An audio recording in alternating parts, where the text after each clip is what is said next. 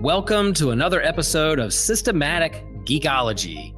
This is a space where we seek to create and cultivate healthy conversations between those things we geek out on and the philosophical and theological questions that often arise out of our fandoms. Like, what does it mean to be human? What makes a hero? What makes a villain? How do the stories and narratives we geek out on shape how we live in the world? We are your priest to the geeks. We aren't all ordained, but we see ourselves as mediators at the intersection of geek culture and going deeper in our faith. We don't always have to agree, but we do respect each other, and we see everyone as a beloved child of God. Everyone geeks out on something, so come geek out with us and enjoy the show.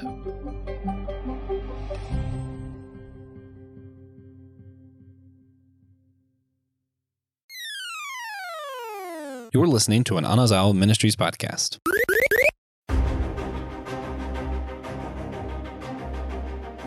What can Kingdom Hearts teach us about the dichotomy or trichotomy of man? That's right, we're finally doing another Kingdom Hearts episode. It's been a couple years, weirdly enough. You hear me talk about it enough. Today we're going to be discussing some of the villains, the heartless, the nobodies, and the unversed from the Kingdom Hearts series. And we're going to be comparing some of the lore of those villains to theologies of man. This is going to be a little bit of a theology heavy episode for the Priest of the Geeks. So be checking in, be ready for this. Guys, I am Joshua Noel. I am here with one of your favorites, the most common host of the show, Spidey himself, the one whom Peter Parker strives to be, the only Christian Ashley. And that's pretty high praise. I'll take it. We're here with a great guest. Her husband's been on before, John Erdely. His wife is now here with us, Barbra Erdely. I don't know why. That was so many syllables. I'm just not intelligent enough to do that.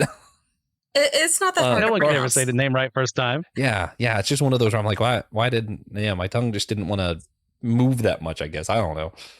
Yeah. Barbra, that's one of many decisions. Barbra just kind of goes, and then, why did I choose this life?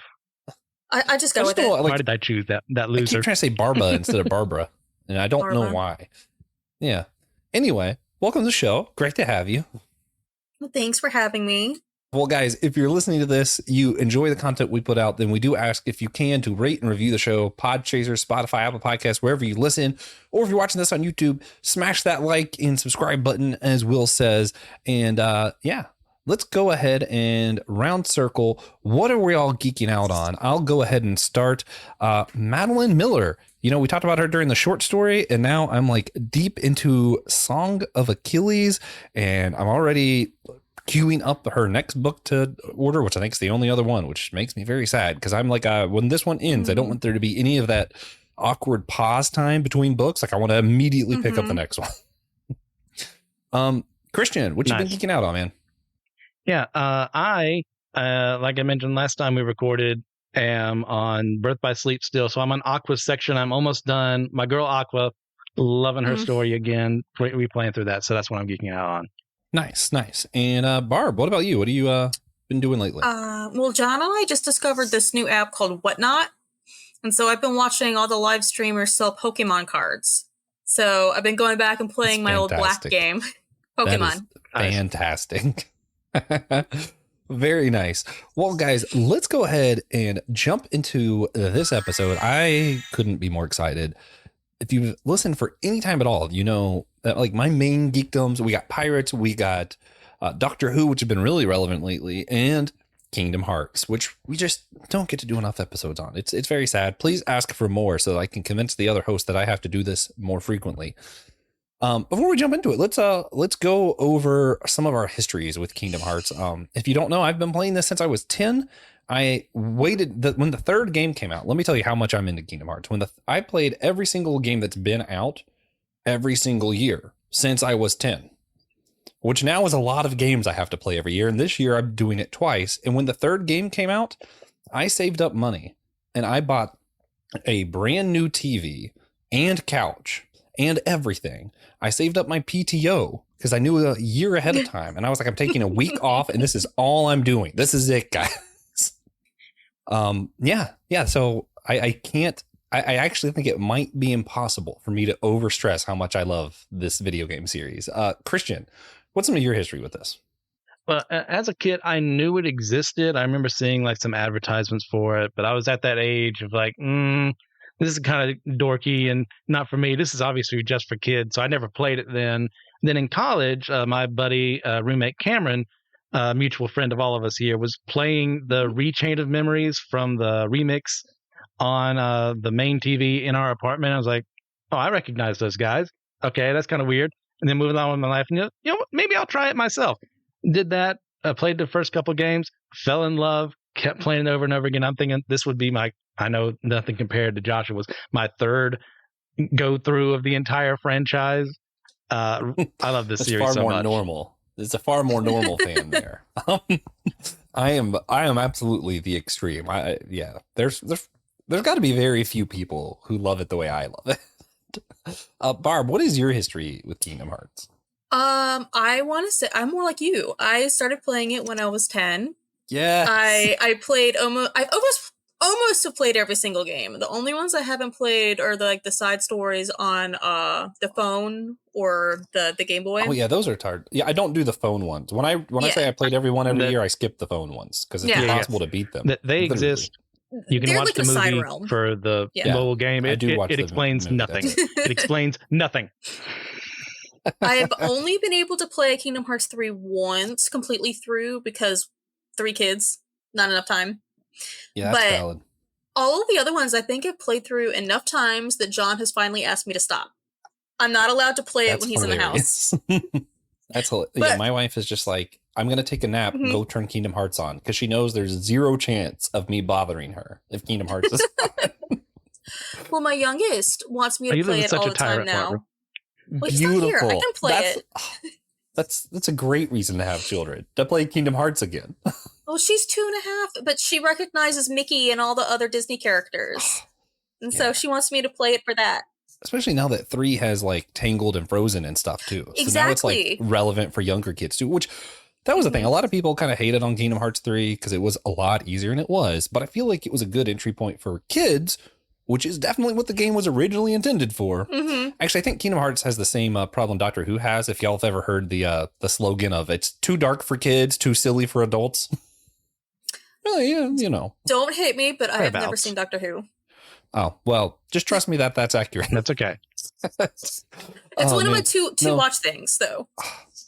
Yeah, which now is actually a really good time to get into it because they're kind of like resetting a lot of stuff.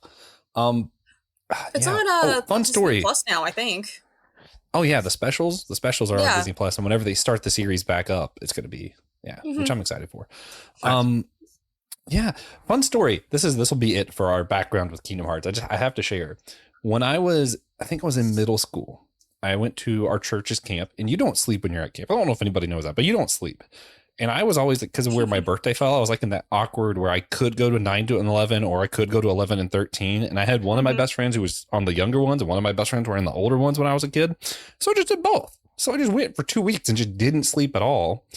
And then my parents were going to teach the next camp, so they weren't going to be home. So when I came back, I had to go to one of my best friend's house, who was also our pastor's house. And they have like a whole basement where we could hang out. And I fell asleep while having him play Kingdom Hearts, because I used to make all of my friends play. It was like a requirement to be my friend, I think. So I just brought Kingdom Hearts with me everywhere I went.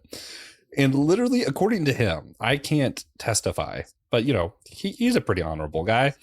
According to him, I fell asleep and proceeded to still tell him where to go. He was like, you were playing the game in your sleep. You were like, next is this room, next is this. And I was like, I didn't even know what you were talking about. And somehow it lined up. I was like, cool. So that's my attachment. I play it in my sleep up here, or used to.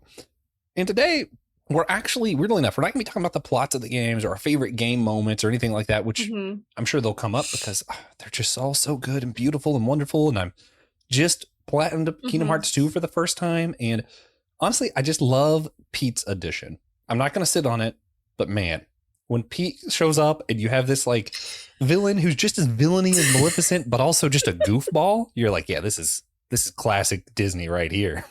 Oh, good stuff. Actually, yeah. Did any of y'all want to just like? Is there any moments you just want to uplift real quick before we jump into the meat of this? They weren't expecting this. If I had a clock noise, I'd play it. That's always good. I have to go through how many games to find one specific moment? I mean, just anything that just randomly pops in your head. It doesn't have to be a favorite moment. My favorite moment is definitely when in the first game when Sora was retrieving Kyrie's heart.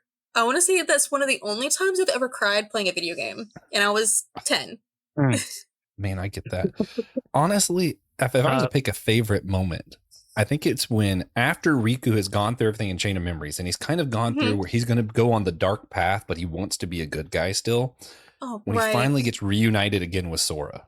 And then you go through everything with like Dream Distance, and you're like, oh man, the fact that Riku made it back, like, because it wasn't I guess it was a redemption arc, but it wasn't a true redemption arc. It wasn't like he was ever completely evil. He was never completely evil. Right. He just had to go through a different path. And when he finally made it back, you're like, oh yeah, it was just very rewarding. Okay, this apparently is favorite moment time. I don't know if it's my favorite, but it's one that came up while I was thinking. And it's in 3, where Riku, Mickey, and Sora have all gone to the Realm of Darkness to retrieve Aqua. They've finally managed to get her after she's been in there for 10 years. Yeah, that was incredible. And you feel that hope that you knew that they were going to do it, but it finally happens. And that feels pretty dang good to experience and to be the one to help actually bring that about as you're playing. Oh, yeah.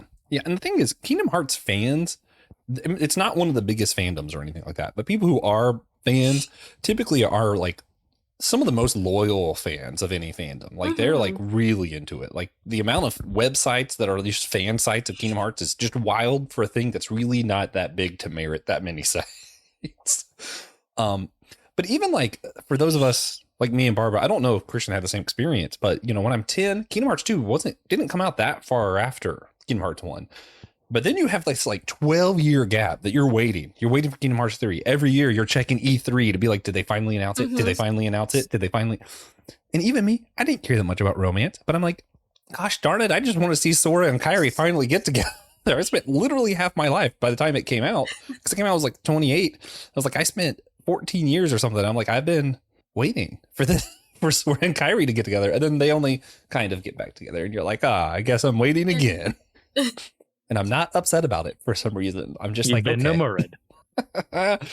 Oh man. So let's get to today's actual topic. We're going to be kind of focusing on the bad guys, not just the main bad guys. You have your main bad guys of like, you have your main bad guys where it's Maleficent, right? You have Pete from Disney stuff. You have, Hades is a bad guy. You have Ansem, who's having the Heartless. Like there are main villains. But in a video game, you have these like little guys that you have to fight along the way, because otherwise it's just boring. You're just trying to find Hades. No, you got to fight something along the way to get to Hades, right? Mm-hmm. So the mechanic they choose for this, where originally it was just the Heartless. Later, we will discover something called the Nobodies. And then after that, you kind of discover the Unversed, and they kind of play a much more minor role. And it's kind of like, does that really count? Today, we're counting it because we're also going to be debating dichotomy and trichotomy of man and soul and spirit. And we're going to get into some weird, funky theology stuff. It's going to be great. But a quick breakdown, Christian, when someone becomes a Heartless, nobody, whatever, how do these things get created? Let's start with like the basics, and then we'll dive in a little bit more detail. Okay. As with many things in Kingdom Hearts, this is just so difficult to explain because there's 2 different types of Heartless. There's the purebloods they're the ones that are just naturally born from the darkness that exists in everyone's heart. So they're the ones you're going to typically see in like the realm of darkness. Then we have the emblem Heartless, and these are like artificially created. So probably something Xehanort did brought them about. So that's most of the time what you're going to see. Both of them, I think, which ones actually have a heart? Sometimes it's both, sometimes it's just one. I think Emblem, you're probably going to see more hearts in them. And they kind of come into being when Heartless invade a world. They kill a person, and that separates their heart from them because the Heartless are always seeking after hearts to try and reunite themselves back to where they used to be. And we're creating more Heartless in the process. And that's why the Keyblade is able to, when they destroy a Heartless, they're reuniting that heart back to where it originally came from I'm sure there's 50 different lore pieces I've forgotten that, Mary. But there you go. Yeah. I think the Kingdom basic Hearts, breakdown, if you were to become a Heartless, because, the emblems, I think, were created. You said Xehanort, for those who don't know, mad scientist guy who wants to control all of the spirit realm of, basically, is kind of what you're getting at. It's weird. Explaining Xehanort's an entire separate episode. He's just a bad guy who can Joshua, try to create his own things. It's simple. Everyone is either Sora, Kairi, or Xehanort. Everyone is one of those three people. Even Donald and Goofy. Okay, he's exaggerating, but it is kind of a problem where a lot of times you find out, oh, wait, that was actually just Sora, but his nobody. Oh, that was just Sora, but his Heartless. So that was just Sora, but, in a different timeline. Yeah, that's a whole other thing. But when we're going to be talking about these three things, if I, right now, let the darkness in my heart kind of take over me, my heart itself, my heart becomes a Heartless, which makes no sense.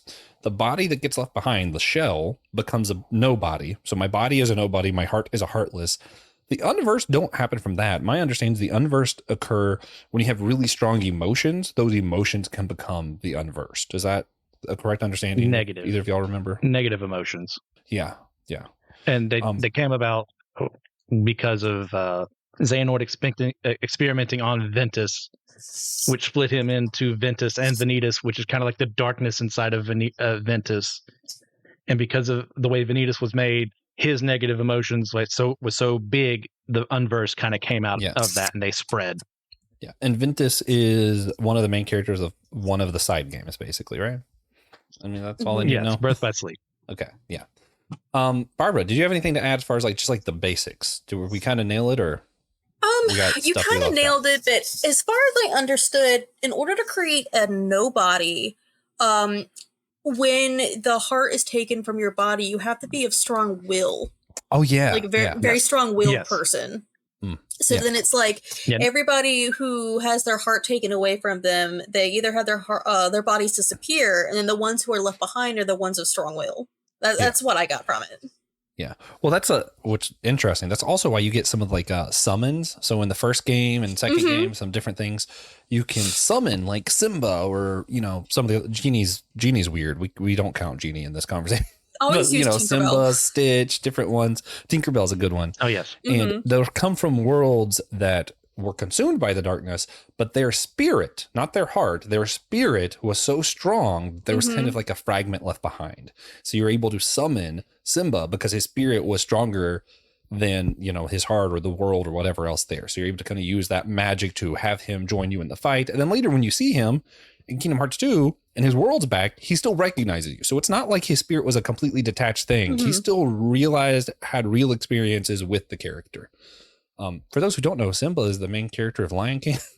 I feel like people know that one. I'm not going to explain the Disney characters. I'll explain the other ones for you. But if you don't know the Disney ones, that's on you. All right. So then let's jump in. Let's talk about the Heartless. How do you guys feel? Let's start with Barbara. How do you feel about the idea, the very concept of a Heartless, of darkness being able to consume you so much that the darkness becomes your heart and becomes a separate entity?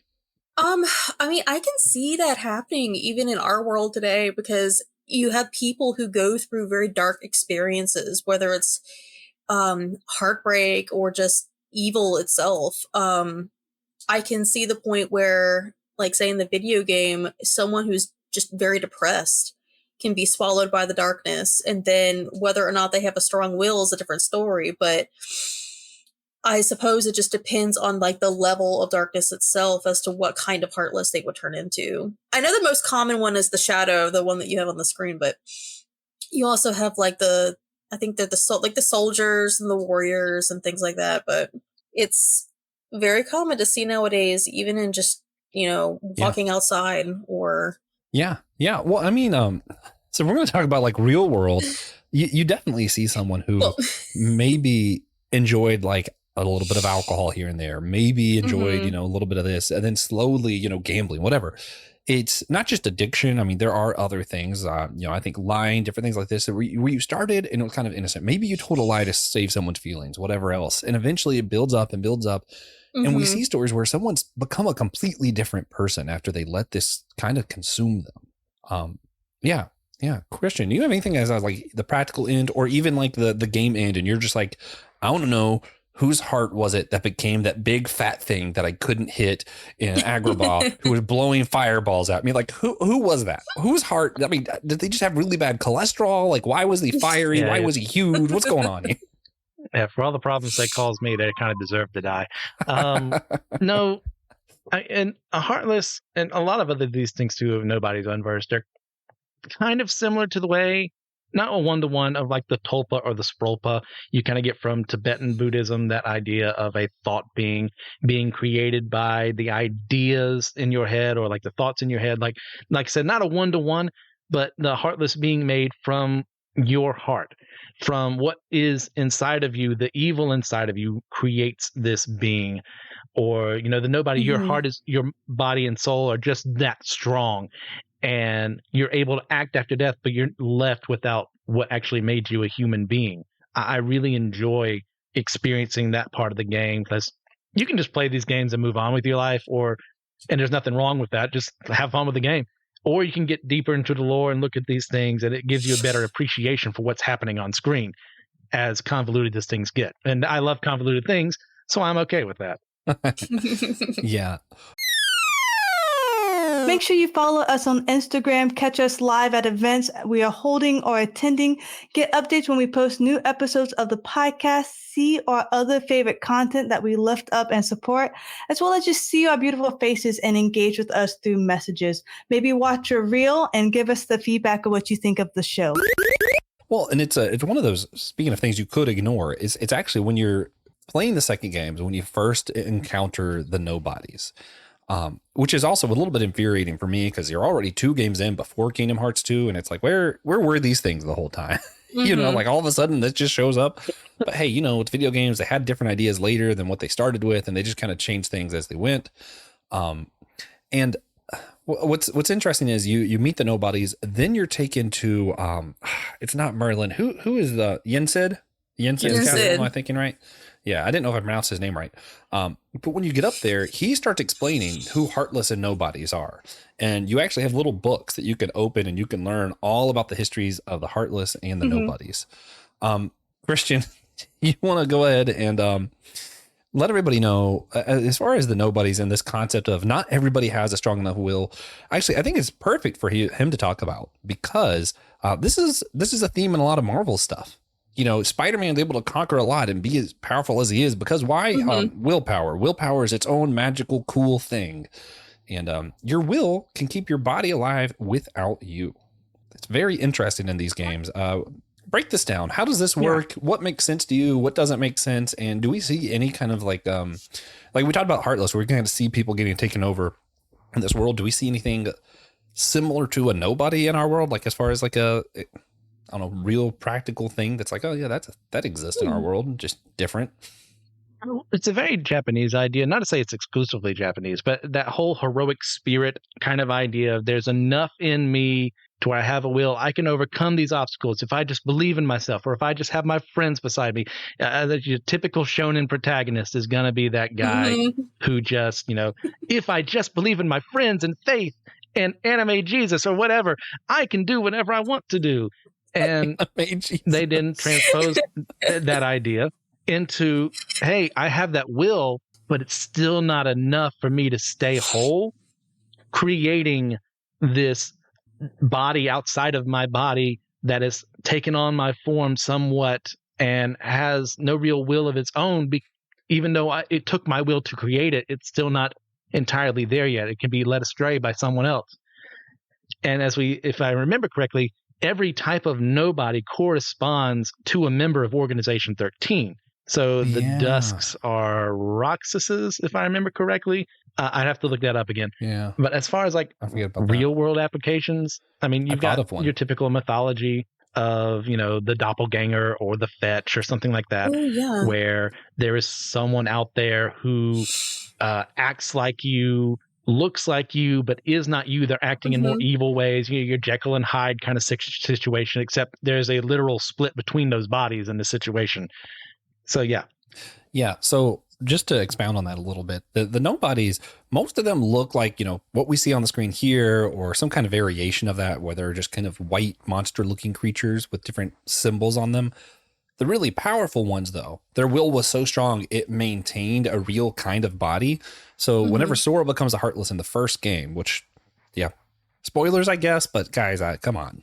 At this point, if you didn't know, you didn't know.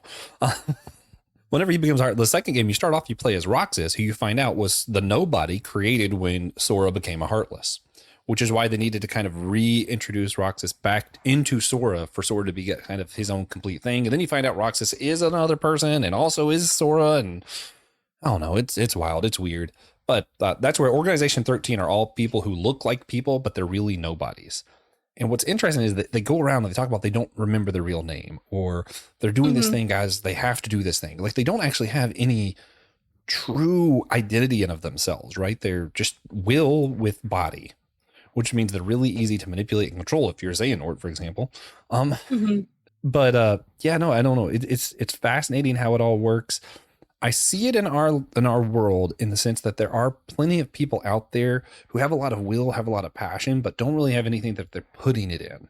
And for me, we're getting into this a little bit later, but the soul, when you look at like when Greek use the word soul, which is, when we're talking about the Greek language, that's the whole New Testament.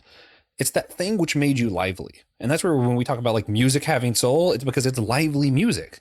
So when I think of that thing that makes me lively, yeah, Kingdom Hearts is part of my soul. It does give me a sense of life. Like, it fuels me. And I think that's the thing that's interesting about these nobodies are they're not just heartless.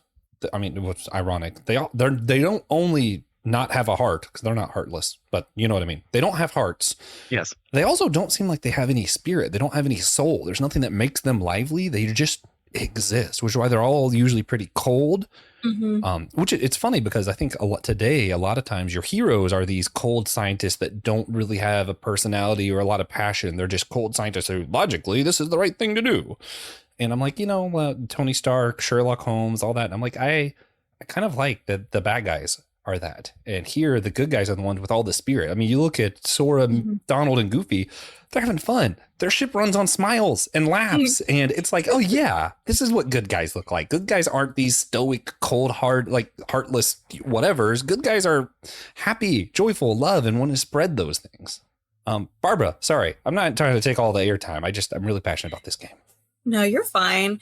I kind of just wanted to add in that when you think of like a nobody, it's especially when you come to Organization 13, you kind of see that one, they don't really have any memory from before they were born as a heartless. I mean, a nobody. I'm sorry.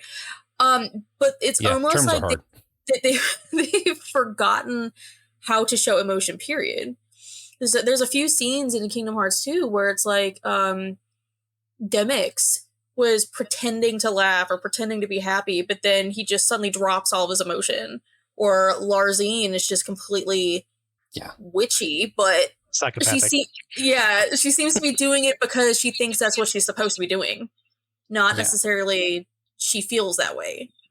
Yeah, I think a lot of us do stuff like that in the real world, where we're doing stuff or mimicking things that other people do because we're kind of told that that's a thing. Like, Christians act this way, so I guess I should act this way. Yeah. Yeah. Well, also, we have to consider our sources, too.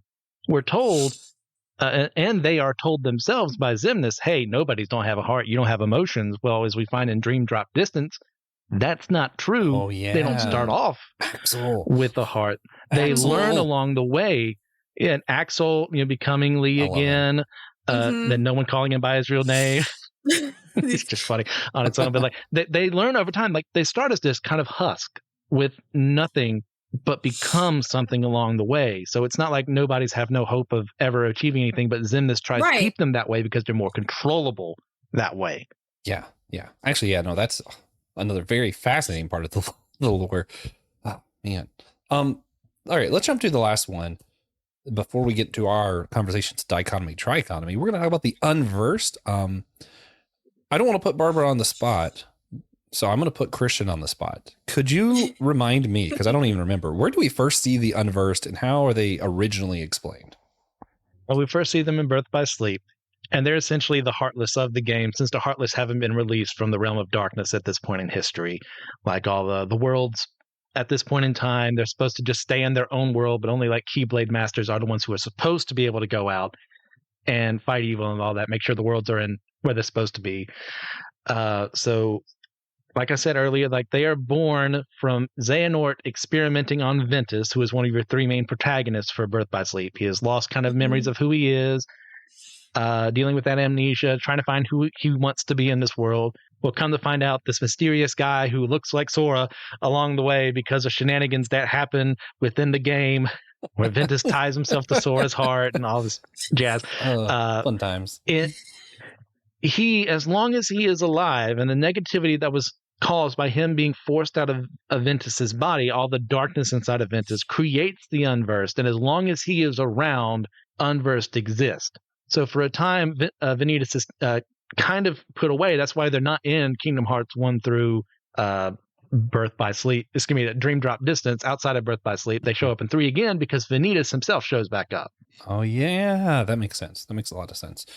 Yeah, Kingdom Hearts 3 was very much like end game of the Kingdom Hearts series, where you see everything coming back and colliding. And if you didn't play the side games and stuff, you're kind of like, wait a minute, who's that? Who's this? What's going on? Huh? But yeah, man, it was a lot of fun. All these characters coming back, all the villains being back. Yeah, the Unversed, I find it really interesting. I think what I find interesting is the term negative emotions. They're only brought into existence by negative emotions, because in my mind, and maybe this is just a me thing, I can't think of real negative emotions, because sometimes anger is a positive thing and it's something that you should have. Jesus had that, right? Like sometimes you should be sad, and sad is actually good for you. So I'm like, I think maybe it's because I'm thinking too non-binary, because I'm like, what do you mean negative emotions? Barbara, how do you feel about the term and what they did with the Unversed here? Well, I feel like when everyone refers to negative emotions, they always think of something that's, affected them in a negative way. But, I mean, if you've seen the movie, like Inside Out, sometimes sadness or negative emotions, it helps people process, and it helps, people come to terms with things like grief. So when you think of negative emotions, they're not always going to have a negative impact on you. Like you said, it's good to have anger, it's good to have grief, it's good to have sadness, but it's also like maybe depression or guilt or envy or greed, stuff like that too, which are definitely not good things to have.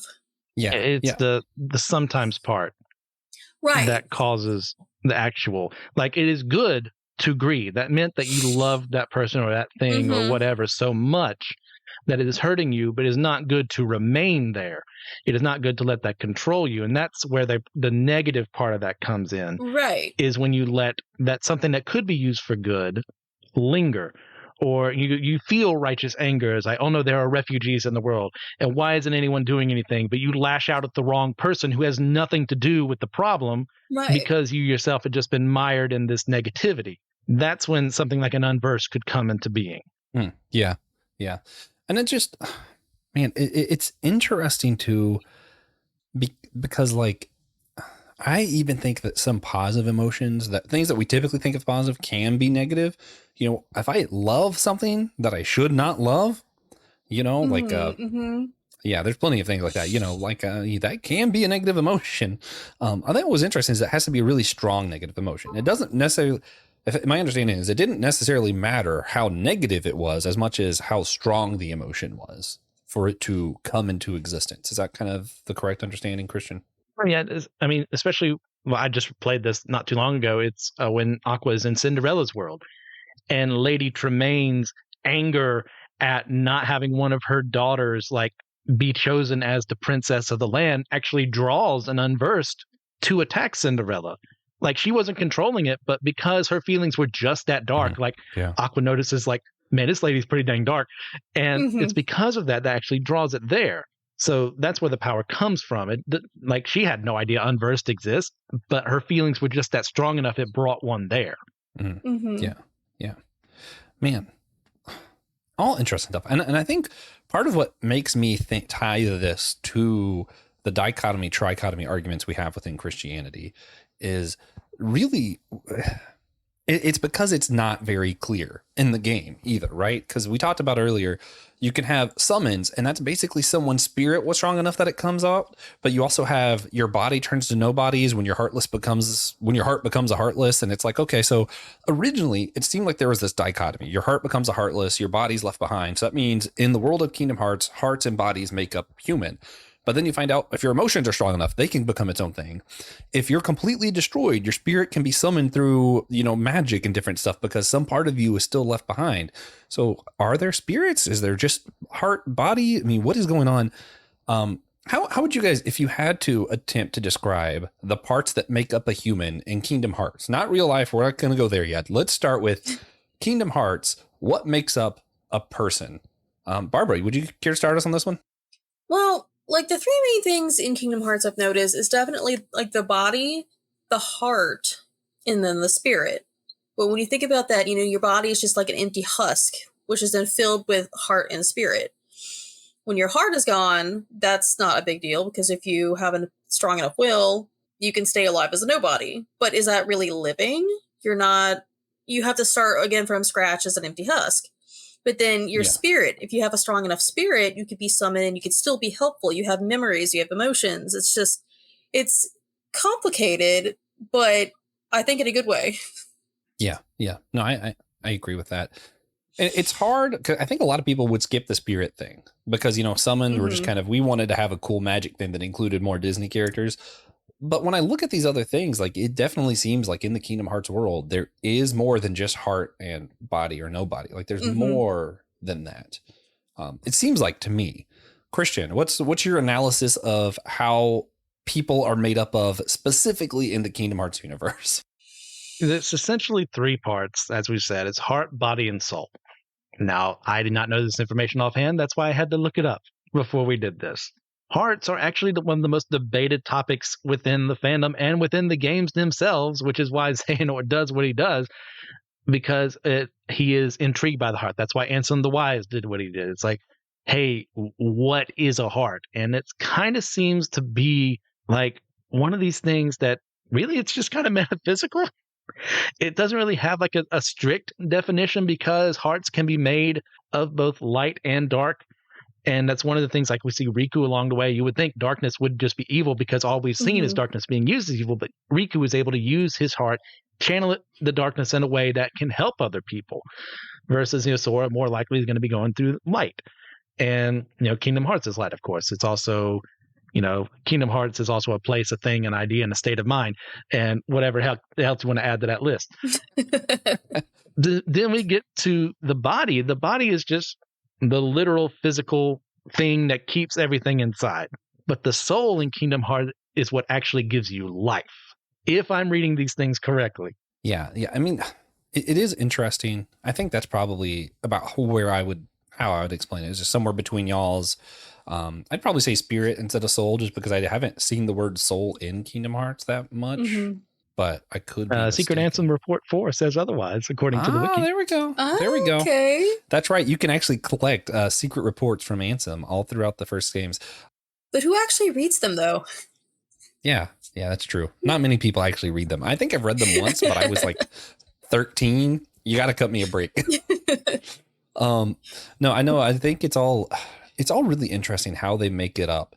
And I think it's interesting that in this, a heart isn't, your physical heart. Like it doesn't look like the guy pulled it out of Temple of Doom, like it's very much more what makes up your soul. And what also is interesting when we're talking about like light dark thing is in Kingdom Hearts, you do have good and evil. You have that, but it's not the same thing as light and dark. Because you see the good guys using light and dark, but you also see Ansem and Xehanort finding a way to use the light for the bad guy side. So it's kind of like, yeah, light and dark, good and evil, two different things in this universe. That also would be a fascinating episode. So guys, drop down below. Let me know that you want me to do that so I can keep doing Kingdom Hearts episodes. If you don't already have like 10 other sign ups. I have somebody on the topic list, and Christian's like the old Christian and James are the only ones who really signed up. Christian, let's go into actual theology. We're going to leave the Kingdom Hearts world for a second and see how it compares to what we all think about the dichotomy or trichotomy of man when it comes to Christian doctrine, what makes up a human. And as we go along, this is one of the few things that, I'll admit that I think the further we progress in science, the harder it is to make these distinctions. Because you find out a lot of the things that people thought of as soul, well, different parts of your brain can actually make up what we're talking about. So it is a physical thing that's happening in your body that's making this thing that we think of as soul as happening, or spirit, or any of that kind of thing. Which I think does make this complicated, right? Because now we can't just say all of our emotions, that's coming from my spirit. I'm like, well, actually, hormones being released that trigger something in my mind that makes me feel this way. And it's like, well, so is that really my body doing it? I mean, where does that fall? I think it gets a little bit trickier when we start considering these things. And I do want to take that into account. I don't think Kingdom Hearts takes that into account at all. I was going to say very well, but I just don't think it takes it into account at all. And originally, early on in the church, we have the trichotomy set up where, people have read the Bible and it talks about loving God with all your heart, mind, soul, strength. And they kind of come up with this theory. Different places in the Bible talks about your spirit. So the theory there's always been this debate. It was more heavy sided towards trichotomy. We're looking at like Anselm, we're looking at like Augustine, believing that there is my body, there is my soul, which is that thing that can go up to heaven, that thing that makes me lively. And then there's my spirit, which is a separate thing from my soul. And we get to some of that when we look at like the book of Hebrews, different places where it talks about separating your soul and spirit. And then there's all these debates of, well, if it is a trichotomy, what's a soul and what's a spirit? What makes the difference up, right? Which is all fascinating stuff. As we've come along and Martin Luther, different people, the Reformation came up, the dichotomy setup has been more popularized of saying that humans, this is within Christianity, are made up of bodies and souls. And that's it. There's no separation. There's no separate thing called spirit. And that's kind of the debate. Is it dichotomy? Is it trichotomy? What makes up a human in the according to Christian doctrine? Well, we haven't settled it yet. We're still debating. I'd love to hear you guys take. I'll let you know. I am in the trichotomy camp. I do think there's a separate thing between my soul and my spirit. I think I misspoke earlier. I think I would say my spirit is that thing that goes up to heaven. The soul is that thing that's what makes me lively, which is what I would say is constructed of like Kingdom Hearts, church, my friends like Ashley, all these things build up my soul.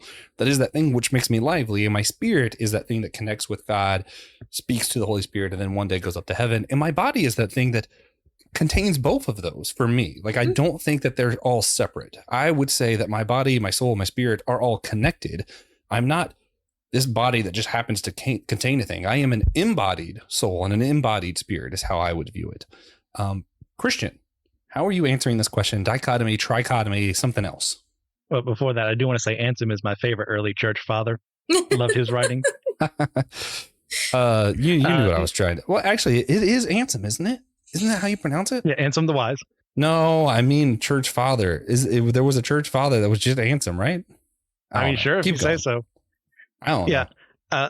I'll be perfectly honest. This is something I forgot the L. Anselm. Yeah. You were on your Kingdom Hearts mind. It's not your fault.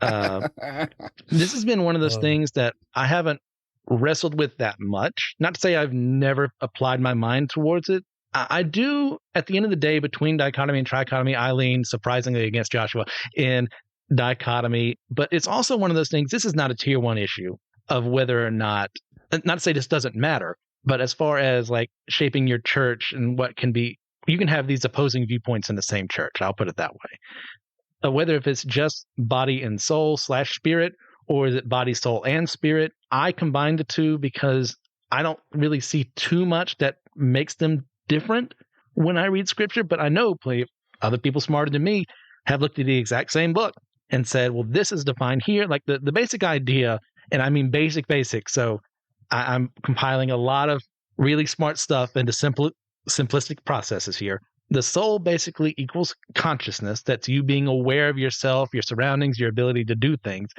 It's kind of closer to sentience versus sapience. And the spirit kind of things is the ability to perceive and wrestle with the supernatural. So yeah, I see those two as one and the same. Other people do not. So I'm going to say dichotomy for right now, but I'm also not willing to take a bullet for it. Yeah, I'm not willing to take a bullet for it either. I'm still on the, I think, trichotomy.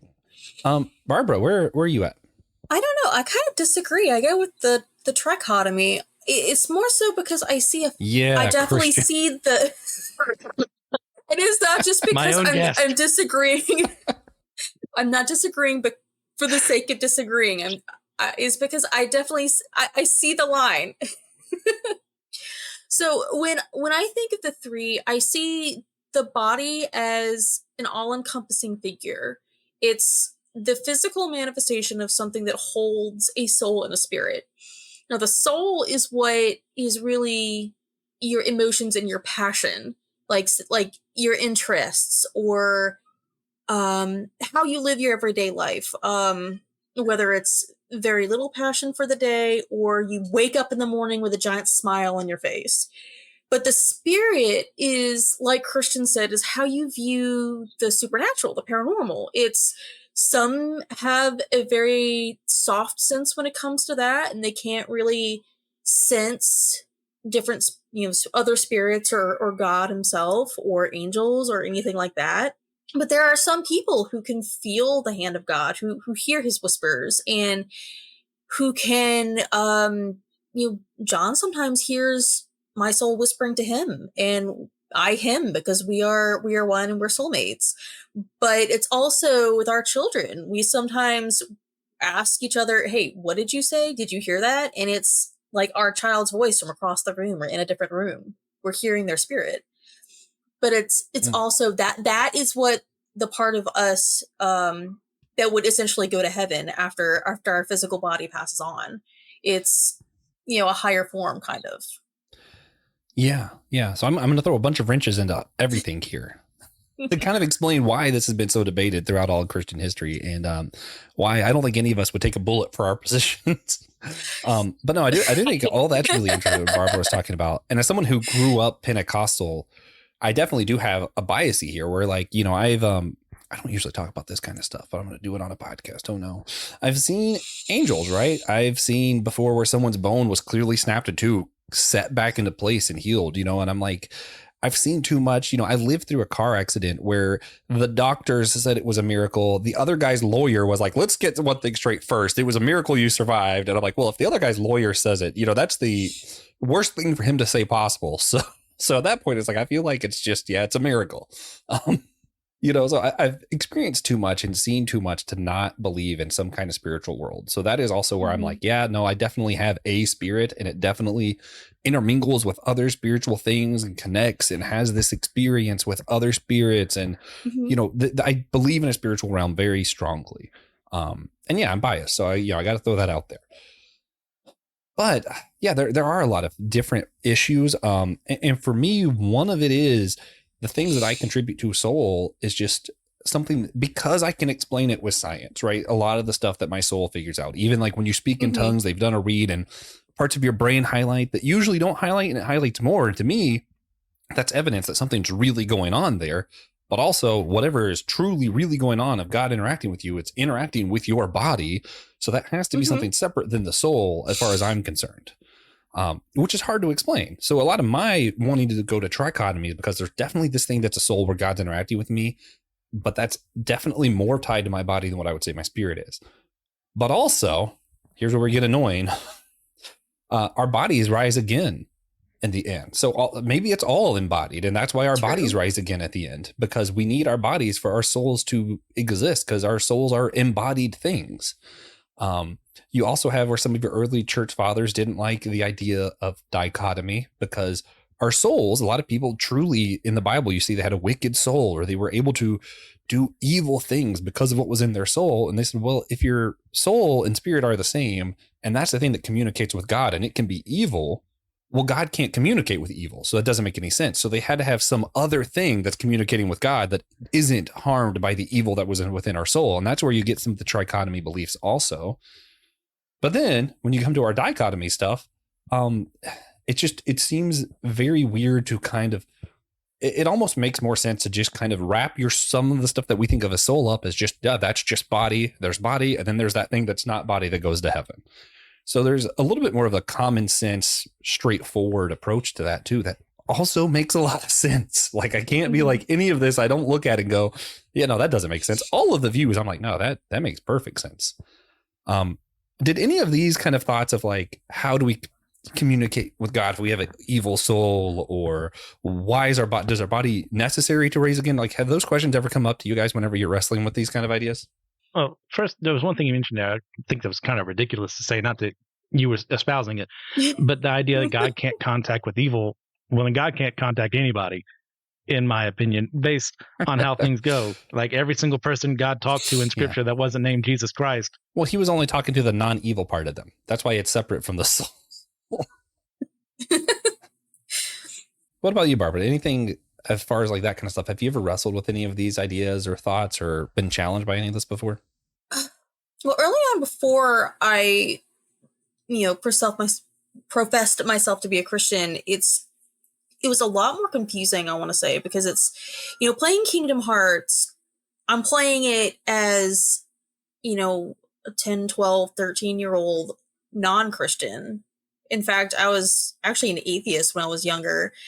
It kind of opened up myself to the fact, well, the spirit's just something that lives inside your body and it doesn't really go anywhere. And when you think of soul, it's just, a type of music. That's really what you think about. And, after you just open yourself up to spirituality and to God himself, it's a completely different picture. Yeah. Because then, It actually, it makes me think of, everyone's going to love to hear me say this name. This should also be part of the drinking game. Take a shot every time I say C.S. Lewis. Ooh, yeah. Yeah. Well, Will has one where it's every time I say Kingdom Hearts or Darkwing Ducks. Now we're adding C.S. Lewis. Sorry, Will. But he smashed it. His he book, didn't even Surprised be by listening Joy. to this one. Yeah, he looked at this episode and said, I'll take a shot and move on. No, but Surprised by Joy, C.S. Lewis kind of does like this autobiography, but it's not really about, it's whatever. But he describes these feelings he has where something outside of this world grasps him. And he describes it as joy and something that's separate from happiness to him. And I think that's the kind of moment we're talking about, where there's something in you, whether it's from a book or something else, that's like just, you can't describe that feeling because it's like almost otherworldly. And maybe we can get a brain scanner and see what parts of the brain light up and we see what that is. But when you're on ground experiencing it, that is something more. And maybe it is within my body, but it's interacting with something outside of my body. And what's funny is, he describes all these different places where he saw it and he sparked, and that's where he felt God.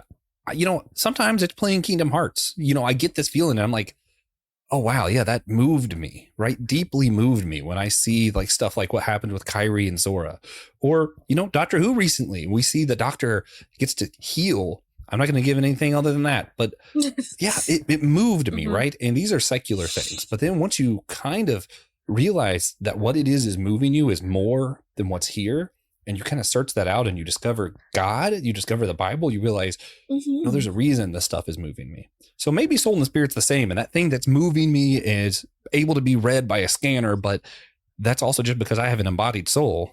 Maybe it's something separate. Maybe there's my body and then there's also my spirit, and that spirit is triggered by what my body is observing and what's going on, and it's telling me there's something more that I need to yearn for. Sorry, not to go on the thing, but it's interesting to think about these things. Now that we talked about both, do you guys think Kingdom Hearts did an okay job? Like, I know they weren't trying to do Christian theology, but as far as like, if we compare the two, is there much separate from how people view this stuff to how it works in Kingdom Hearts world? Christian? I'm going to say ultimately no. I love this series to death. It is a convoluted, jungled mess that if you don't actually read things, you may understand 25% of what's going on. If you read things, you may understand 80%. Like, I was going to say half. I love it. Yeah. It's not as bad as like a FromSoft game where if you definitely don't read anything, you won't understand a single thing that's going on. No Dark Souls, no Bloodborne, no Elden Ring. You're not going to know nothing. Or Sekiro. This is handled better if you understand things, if you read things. But the way the series itself explains things, no, I can't in good faith say it does it extremely well. Well, I'll be controversial here because I think I'm the least conservative one of the group today. I also don't think the Bible does a very good job of explaining the separation of soul and spirit or the body, because it kind of just throws these terms around like we're supposed to know what they are. And I don't feel like the Bible has any clear definition or index of, let me explain what we meant when we said soul here. And I think maybe it's intentional. Maybe it's not about understanding exactly what parts make up a man, and rather understanding that I am a true embodied person, and part of that person includes a soul and or spirit that yearns for something more. So, I think Kingdom Hearts and the Bible both don't really explain it, but do get at something of there being more to a person than just person. Mm-hmm. Barbara, what's your take? I think the game definitely did a very good job of confusing everyone. But at the same time, I mean, you're right. True. You're right. I mean, I most of the times I wish the Bible had like an index or a glossary or something. And I know some of like the learning Bibles do at the very the bottom of the footnotes. But at the same time, a lot of words are used, intersparingly. They use them interchangeably too. And it's like, well, if you're going to use spirit and soul like interchangeably, is there really a true definition for either one? Yeah. And if you're in the inerrancy camp and you come to Hebrews 4 and you're like, wait a minute, what do you mean divide spirit and soul? This whole time you've been using them interchangeably. How could they be different? Maybe that's the point. Maybe they're not different. And the Bible is so good that it splits apart things that we can't even tell a difference in. I don't know. But it is fascinating that the author used both terms there, because you're like, wait a minute. Huh? And it's fascinating that Kingdom Hearts has, nobodies and heartless, but also, you might be able to summon someone if their spirit's strong enough. Like, wait a minute, their spirit's involved too? What? Who knows? And I think that's the perfect ending. This is basically dummy for theology, Christian, where at the end, we're just going to say, who knows? Figure it out, guys. Here's 3 questions. You successfully hoodwinked me into doing one. Oh, man. With that lure of Kingdom Hearts, you planted something on my head. Kingdom Hearts right in front of me. I'm just out of grasp. I can't reach it, and I keep running after it. Oh, man. Perfect. Just imagine if you followed a story where the love interest have spent 20 years trying to get together now, and they still have yet to figure it out. I want them to eat that dang fruit. Oh, man. The Palpu fruit? Yeah. Yes. And on that note, let's jump to our wrap up. Christian, would you go ahead and start us off with a recommendation today? Yeah, sure. I have not played the games. Let me preface it with that. But I did watch the Five Nights at Freddy's movie, and I actually really enjoyed it. It's not my favorite by any stretch of the imagination. It's not going to be on my top 100 list anytime soon. But as someone who knows nothing about the lore or anything, like I walked in, there were things I didn't understand, but I had a good time. It's not the most solid movie in the world. I'd probably, fire the scriptwriter who made it, but I had a good time. A lot of people probably feel similarly about Kingdom Hearts, unfortunately. Barbara, you have a recommendation for everyone today? Yeah. My kids and I, although they're probably way too young to watch it, we've been watching One Piece, the anime. Yes. Nice. We are, I think, 18 episodes in, and we've got 1,000 to go. Oh, man, they got to start somewhere. Yeah, listen. I mean, for the great part about One Piece is that you'll never finish One Piece. We've been doing 2 episodes a day, so we'll be done in about 20 years, maybe. Maybe. There you go. Probably not. You'll just catch up to where we are now in 20 years. Then you'll have 20 more years of stuff to catch up on. Oh yeah, I mean, oh man, that's what makes it great. I mean, you always have something to fall back on. Yeah, I actually reminded myself earlier. I was recording Comic Book Catch Up with Will and Kevin, and we talked about some different comics and stuff we're into, and he brought up some Harley Quinn comics. Kevin did, which reminded me of G. Willow Wilson's run with Poison Ivy. Yeah, it's definitely not for kids. It definitely has different values than I do. But very strong feminist point of view, very strong, hey, let's not be jerks and destroy the world for our children's kind of view. I think it's a really good run. It's not a new run by any means, but if you haven't picked it up yet, G. Willow Wilson's an incredible author. I definitely recommend picking up her, at least some of the volumes of Poison Ivy by G. Willow Wilson. All right. So with that, guys, thank you guys for checking the episode out. Stay tuned. You can stay tuned after the episode, and we're going to discuss what we think were the hardest bad guys to fight. Heartless nobodies, unversed. What did we have the hardest time with when we played the game? So stay tuned. We'll do that for our Captivate and Patron listeners after the episode. So be sure to subscribe. Also, make sure you rate our show on Podchaser, Spotify, Apple Podcasts, or if you're on YouTube, smash that like and subscribe button. And of course, we need you to do one very, very important thing for us. And to remember, we're all the chosen people, a geekdom of priest.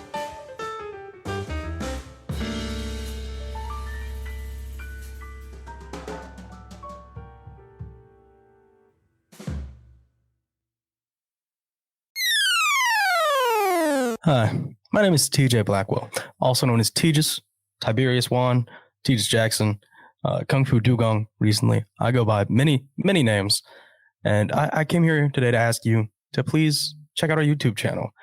There are a bunch of exclusive series there, like Comic Book Ketchup, Manga Mustard, Drinks with Tejas, which is my personal favorite, the one where I get to talk to other people about their favorite drinks or just drinks in general.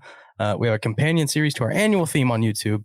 We do Friday Night Frights, Wednesday Night Weeaboo. Those are both ran by Christian Ashley. He's great. Check him out. There are exclusive shorts, which are pretty new. Christian reviews. He's going to review every Spider-Man comic one at a time, which is insane. Non-canon, which is where Joshua will be reviewing one IP from outside of canon in his favorite fandoms, or a piece of literature that is part of the biblical extra canonical material, which is a super interesting short series. Will's Wednesday pull list, where he talks about his comic book pull list each week. He picks a top comic for his weeklies, and there are other surprise bonus content. It goes straight to YouTube, and many of our regular podcast episodes get posted there as well, because we like to see each other when we talk, and we don't want to rob you of that ability. So check us out, like, subscribe. We would appreciate it so much, and it helps us a ton. Thank you. Hello, friends. If you like systematic geekology, then there's a host of other podcasts in our network that we think you will like just as much.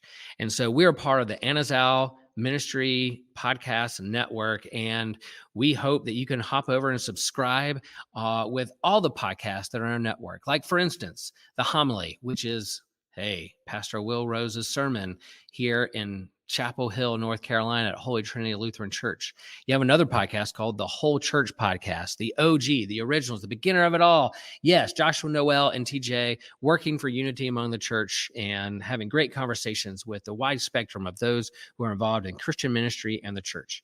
You have My Seminary Life by Brandon Knight, who's discussing what he's learning in seminary, he is learning his theological studies and bringing to the surface those big things that we're wrestling with and thinking through theologically in the church and beyond. There's the Let Nothing Move You podcast from Christian Ashley, who is walking through the Bible in a very Bible study type fashion and walking through the biblical narrative. You have Dummy for Theology. I don't think Joshua is a dummy, but hey, he's going to lift up theological themes that he's thinking about and wrestling with. And maybe there's not a lot of answers, but there's definitely a lot of great questions out there that he's lifting up with some great theologians across the whole spectrum of Christianity.